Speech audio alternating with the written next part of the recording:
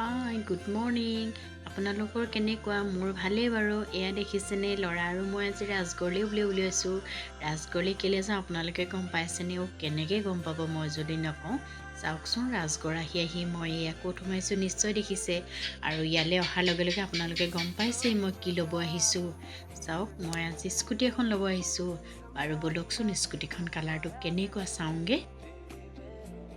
মই ল'ম যেতিয়া মই নাচালে কেনেকৈ হ'ব নহয় জানো। এয়া মই চালোঁ, ভাইটি, ল'ৰা, মই, মোৰ আৰু ভাইটি এটা, মালিক, সকলোৱে কথা পাতিলোঁ। ফাইনেলি আমাৰ চাইন কৰিবলগীয়া কাগজত হৈ গ'ল। এয়া মালিকে চাইন কৰিলে আৰু আমাৰ গাড়ী ৰেডি কৰি দিলে। এইখন চাওক কেনেকুৱা লাগিছে বাৰু, জনাবলৈ নাপাহৰিবচোন কমেণ্টত। মোৰ কিন্তু ৰঙা কালাৰটো বহুত ভাল লাগে, সেইকাৰণে এইখনেই লৈ ল'লোঁ। এয়া আমি গাড়ী ঠিক ঠাক কৰি ল'লোঁ আৰু লগতে আমাক ৬,০০০ টকীয়া ঘড়ী এটাও দিলে। ঘড়ীটো কিন্তু ভালেই বাৰু। এয়া ফাইনেলি আমাক চাবি দি দিলে। চাওকচোন বাৰু, আহিবৰ সময়ত আমাক মিঠাইৰ সৈতে চাহ একাপ খোৱালে তেওঁলোকে। চাহ নহয়, আচলতে কফি।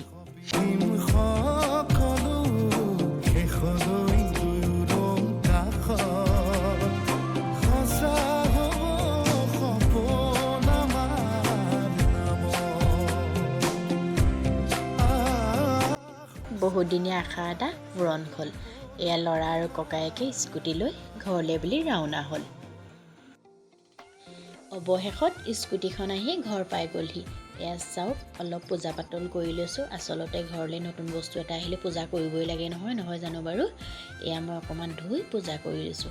আপোনালোকে বাৰু ভিডিঅ'টো কেনেকুৱা লাগিলে চাই জনাবলৈ নাপাহৰিবচোন। আৰু স্কুটিখন কালাৰটো কেনেকুৱা লাগিছে সকলোৱে কমেণ্ট কৰিব। আজিলৈ মোৰ ভিডিঅ'টো ইমানতে সামৰিছোঁ। নেক্সট এটা ভিডিঅ' লৈ মই আকৌ আপোনালোকৰ মাজলৈ আহিম। আপোনালোকে ভিডিঅ'বোৰ চাই থাকিব আৰু লাইক এটা দিব। আজিলৈ ইমানতে সামৰিলোঁ। Bye bye.